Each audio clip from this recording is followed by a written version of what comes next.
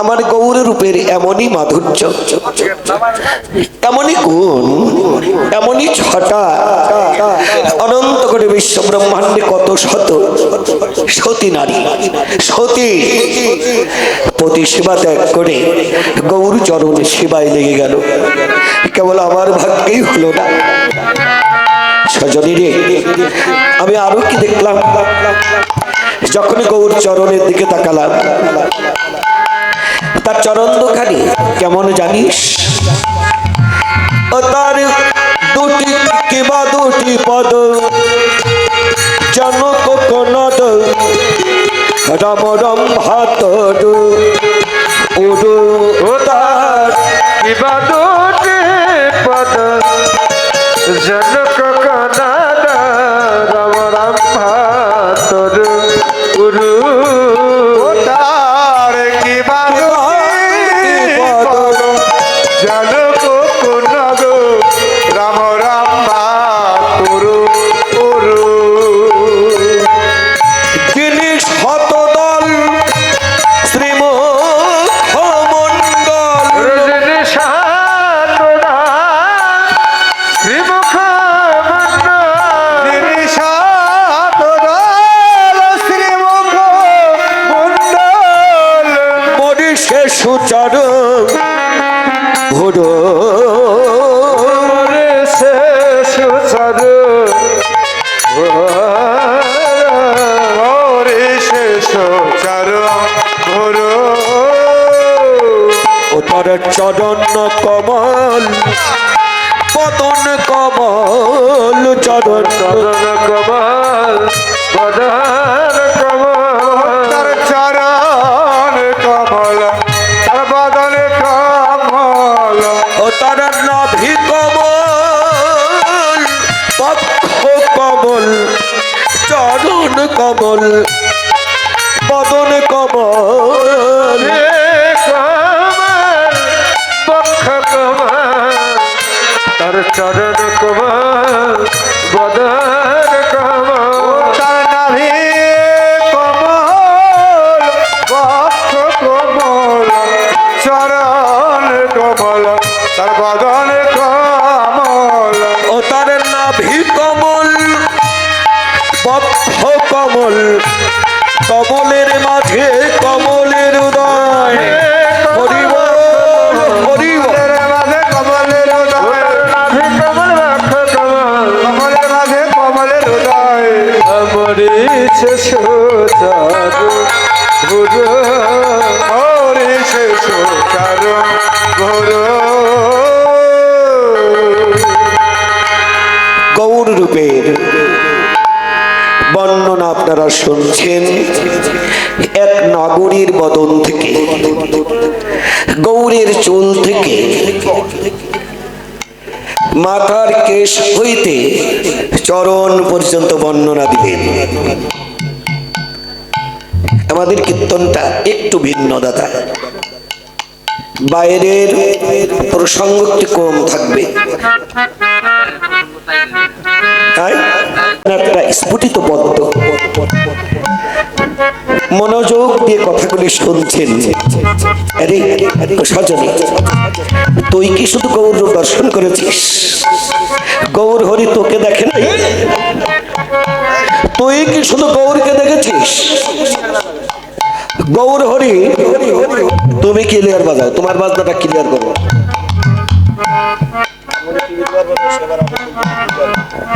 গৌর হরি তোকে দেখে নাই? বলছে হ্যাঁ রে, হ্যাঁ আমাকেও দেখেছিল। আমি এখনো গৌর হরি আমাকে যেমন করে আমার দিকে, আমার বদনের দিকে তাকিয়েছিল আমি বলতে পারিনি। কেমন করে তাকিয়েছিল? অরুণ নয়নে সখী মোরে দেখে রাখে নয়ন সখী মোরে দেখে রাখে। আর তোর নয়নে সখী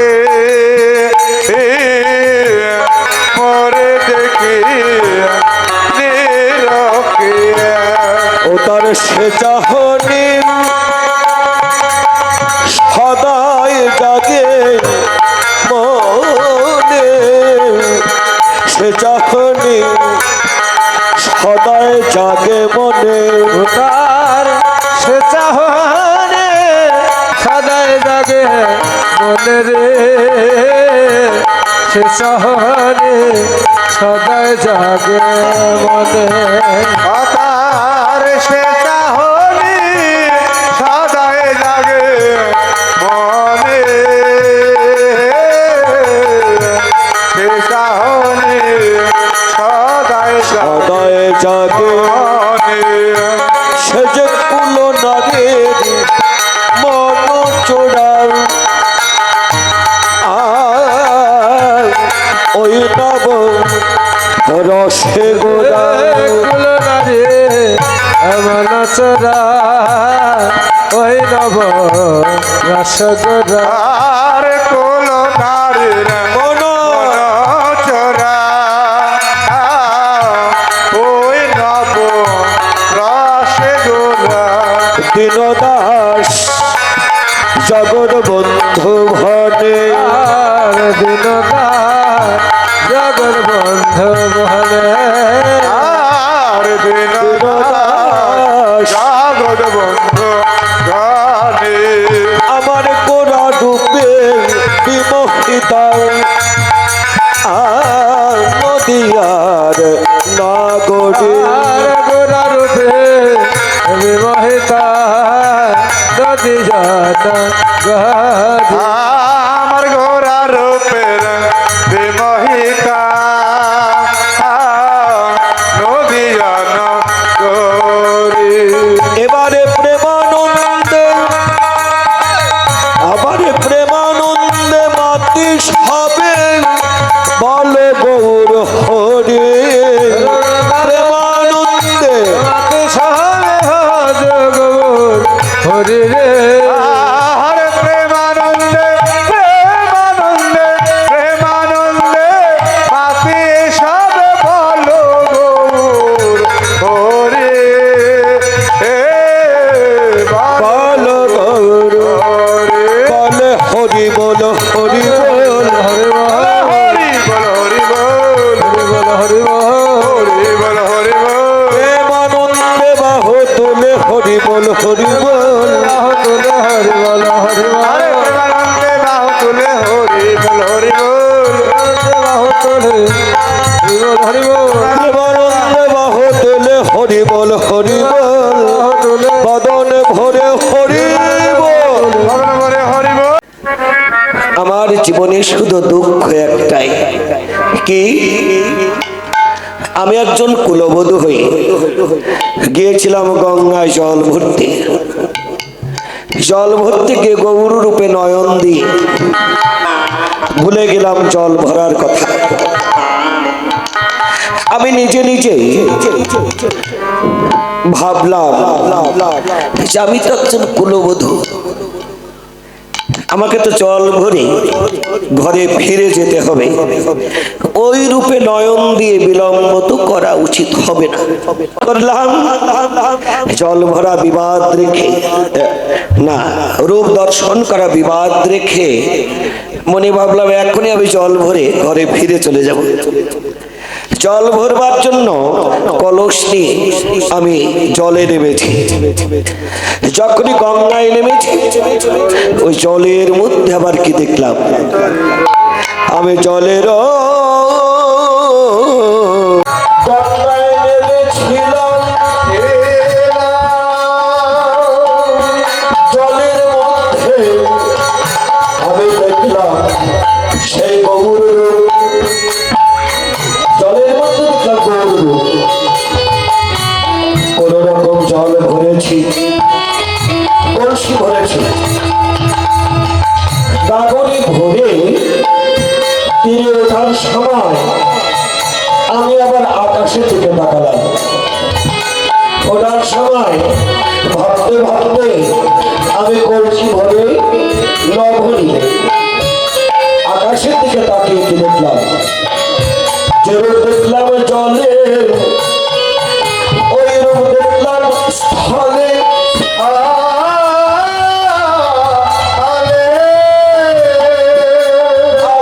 আমার দর্শন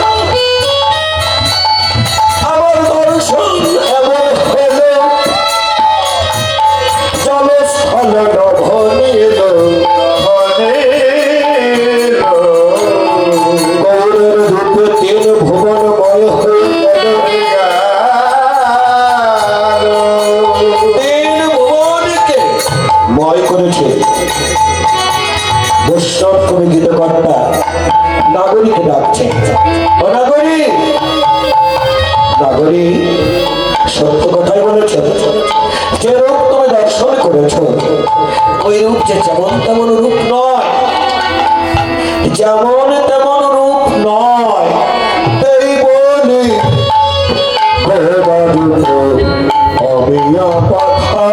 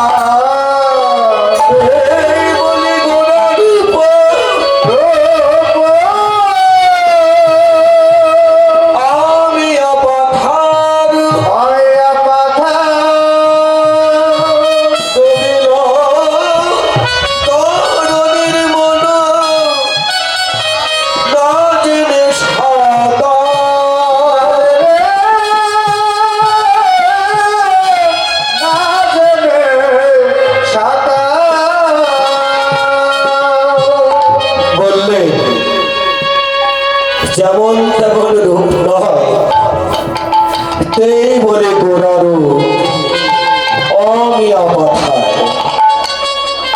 অমিয়া পাথার কাকে বলে? যাকে বলা হয়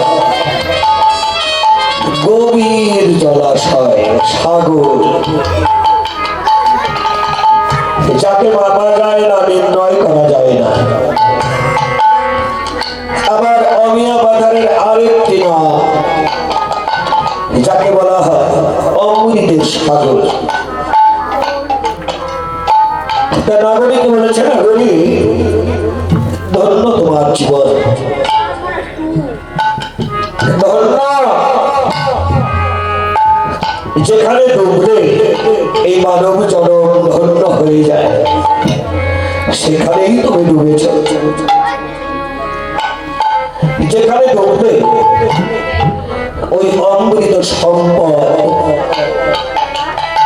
অতি সহজে লাভ করা যায়। আর অমৃত সম্পদ যদি কেউ লাভ করতে পারে, তার কিছু বলে কোনো অভাব থাকে? থাকে নাকি? থাকে না। তাহলে অমৃত সম্পদটা কি? অমৃত সম্পদ, যে সম্পদ লাভ করলে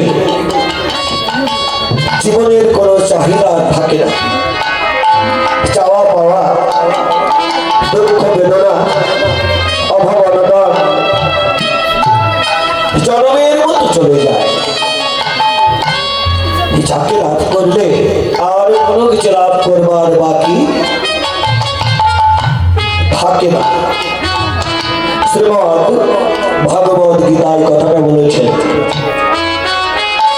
জংলব্ধা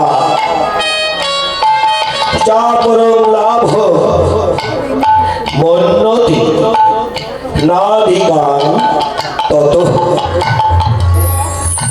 যে সম্পদ পেলে জীবনের সমস্ত অভাব চলে যায়, সে অমৃত সম্পদ, যে সম্পদকে বলে অমৃত সম্পদ, সে সম্পদটা কি? আমার গৌর গোবিন্দের যুগল চরণ সম্পদ। গৌর গোবিন্দের যুগল চরণ সম্পদ, যে ধনে ধনী হলে অনন্ত করে বিশ্ব ব্রহ্মাণ্ড ব্রহ্মাণ্ডে তার মতো ধনী আর জগতে কেউ হতে পারে না তোমার। রায় রামানন্দকে প্রশ্ন করেছেন মহাপ্রভু গোদাবরীর তটে, রামানন্দ এই জগতের মধ্যে যার যত সম্পদ থাকুক, যে যত বড় ধনী হোক, সম্পত্তির মধ্যে কোন সম্পত্তি জীবের গড়ে? রায় কহে কৃষ্ণ ধরে যিনি ধরি তাকেই ধরি বলে মানি। কৃষ্ণ প্রেম ভক্তি ধরে যিনি ধরি সেই বড় ধনী। টাকা পয়সা অর্থ সম্পদ থাকলে কিন্তু ভক্তি শাস্ত্রে তাদেরকে ধনী বলে নাই। কেন বলে নাই? কেন বলে নাই? সবাই তো তাকেই ধনী বলে। আরে কিন্তু না বললো টাকা পয়সা ধন সম্পদ বেশি থাকলে তাদেরকে ধনী বলে না, এমন প্রশ্ন আসতেই পারে নাকি? আপনারা যদিও তাকে ধনী বলবেন কিন্তু ভক্তি শাস্ত্রে তাদেরকে ধনী বলে না। কেন বলে না? এই টাকা পয়সা আজ আছে কাল নাও থাকতে পারে, এর কোনো নিশ্চয়তা নেই। এই জন্য মা লক্ষ্মীর এক নাম হলো চঞ্চলা। মা লক্ষ্মীর এক নাম হলো চঞ্চলা, এক জায়গায় থাকে না। আজ আমার পকেটে, কাল দেখবে আপনার পকেটে, পশু দেখবেন আর একজনের পকেটে। না মিথ্যা বললাম? হ্যাঁ, এখানে ওখানে চঞ্চল হয়ে ঘুরে বেড়ায়। এই জন্য মা লক্ষ্মীর একটা হলো চঞ্চলা। আর যদিও থাকে, হ্যাঁ আছে, এমন মানুষ আছে না মামনি? জগতে যেদিন এসেছে সেদিন থেকে অর্থের মধ্যে, প্রাচুর্যের মধ্যে তার বিলাস বহল জীবন। আছে না এমন মানুষ? অর্থ যে কত আছে, কত টাকার মালিক। বাংলাদেশের মধ্যে কয়েকটা জেলা ইন্ডাস্ট্রি করেছেন, আবার বিদেশে লন্ডনে করেছেন ইন্ডাস্ট্রি, মিল, কারখানা। আমেরিকায় করেছেন। আছে না এমন মানুষ? আছে, আমাদের বাংলাদেশের মধ্যেও আছে। হ্যাঁ, তো এই মানুষটা যে কত টাকার মালিক নিজে কম্পিউটার দিয়ে হিসাব করে বলতে পারবেন না। তবে সেই মানুষটা অর্থের পিছনে এমন ভাবে লেগে আছে, আরো তার দরকার।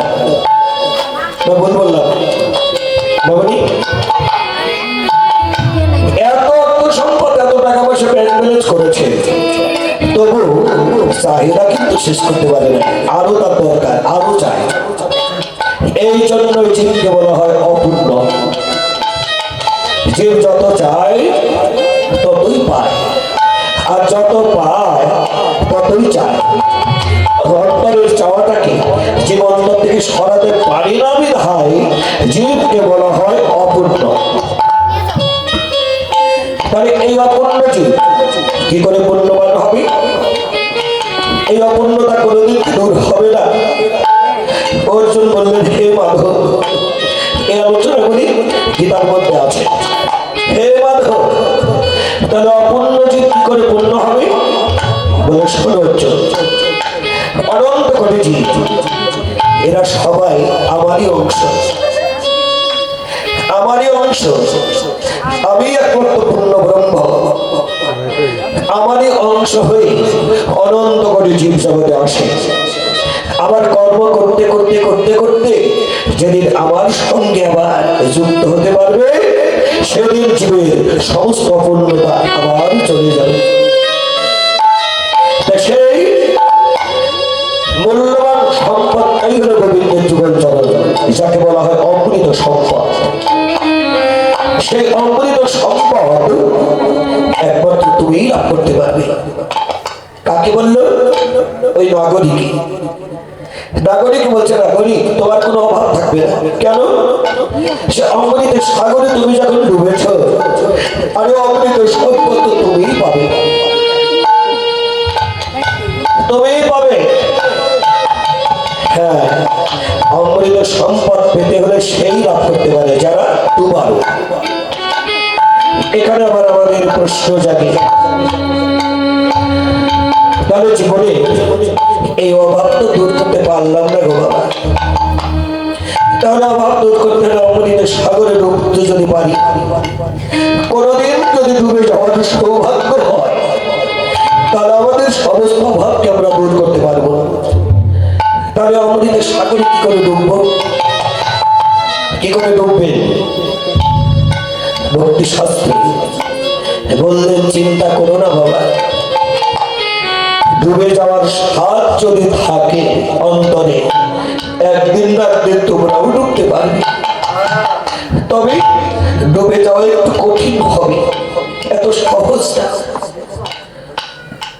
এত সহজ না, একটু কঠিন হবে, একটু কষ্ট করতে হবে, পরিশ্রম করতে হবে। কি করতে হবে? কি করে ডুববে? আর ওই অমৃত সাগর কোথায়? সেই অমৃতের সাগর এই তো এখানেই রয়েছে, এখানেই সে অমৃতের সাগর। অর্থাৎ গৌর গোবিন্দের অপ্রাকৃত লীলাকেই বলা হয়েছে অমৃতের সাগর। যে লীলা স্মরণ করে সেই লীলা সাগরের মধ্যে আসে, তবে এটাকেই বলা হয় অমৃতের সাগর। হ্যাঁ, তবে কেউ ডুবে, কেউ ভাসে, আবার কেউ তীরেই আসে না। অর্থাৎ তবে এই সাগরে কি করে ডোবা যায়? এই সাগরে কারা ডুবতে পারে গো বাবা? সবাইকে ডুবতে পারে, সকলের ভাগ্যে হয় না। যারা অহংকারী মানুষ, যারা মাথা উঁচু করে চলে, তারা কোনোদিন সাগরে ডুবে যাওয়ার ভাগ্য তাদের ভাগ্য আর হবে না। ডুবতে হলে ভক্তি শাস্ত্র বলেছে, প্রথমে গৌরী গুরুচরণ আশ্রয় করি, ভজনের বীজ বপন করে, হরিনামকে সম্মান করে, মান অভিমান অহংকারের কুল ত্যাগ করে না, সমস্ত অহংকারের কুল ত্যাগ করে বদনে গৌর হরি বলে বলে ঝাঁপিয়ে পড়ে।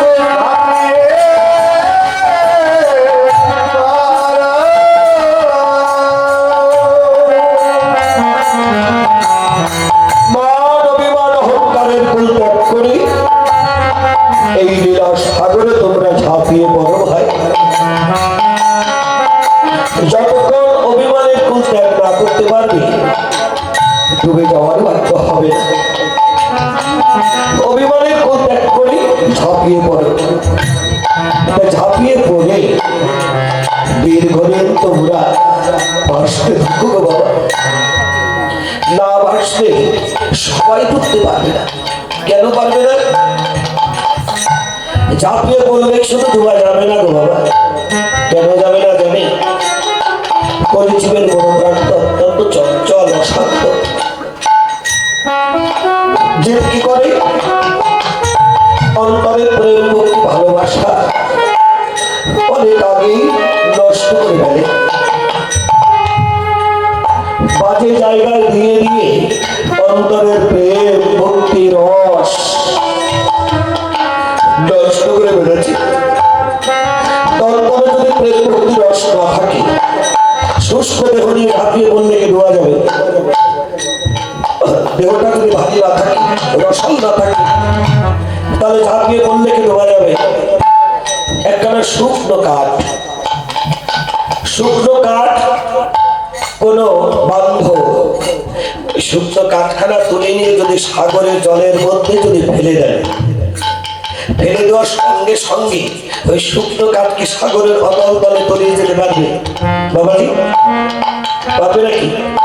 পারবে না।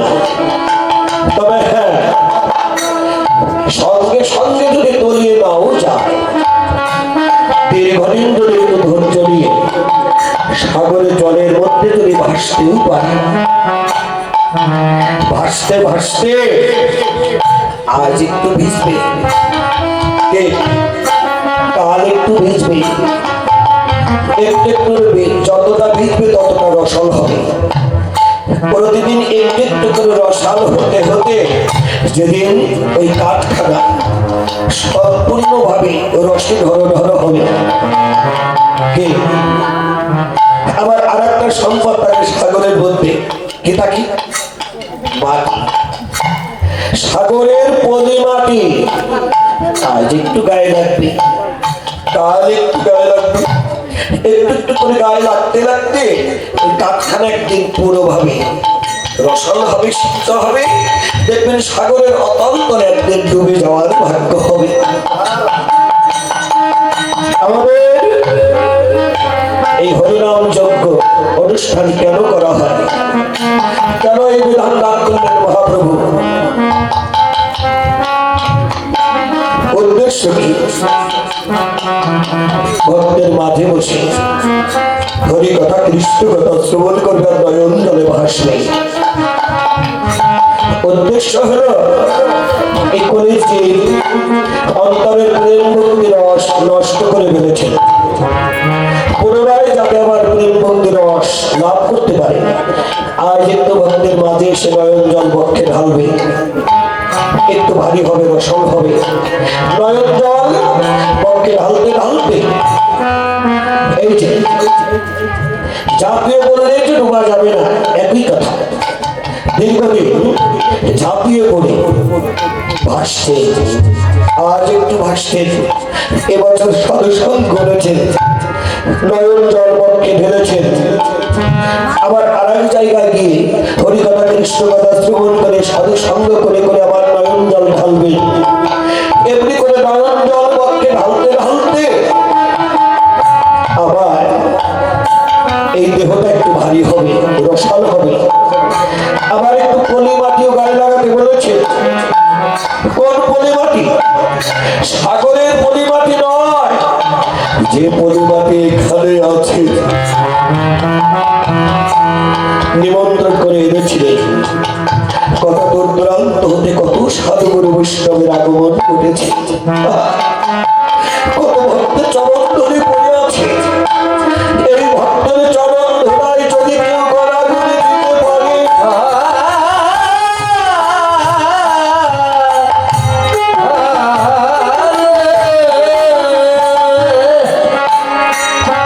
ভক্তের চরণ ধুলি একবারে যদি কারো গায়ে লেগে যায়, ছোট বার্তা বললেন একদিন তার ডুবে যাবার ভাগ্য হবে।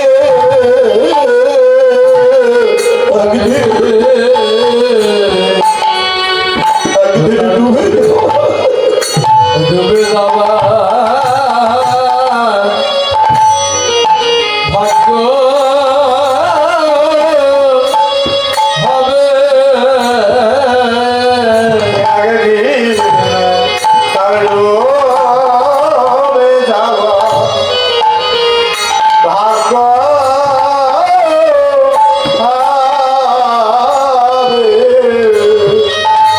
এই ভক্তের চরণ ধুলি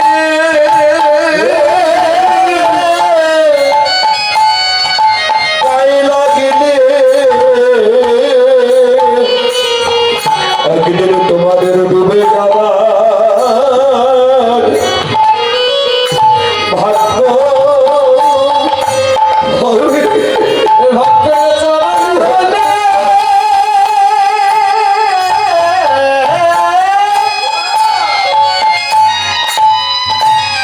এই ভক্তের চরণ ধুলি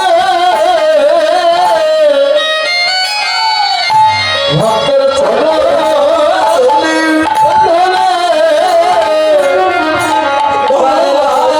লাগিলে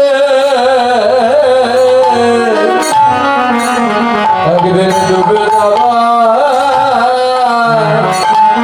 ভাগ্য হবে। ভক্তের চরণ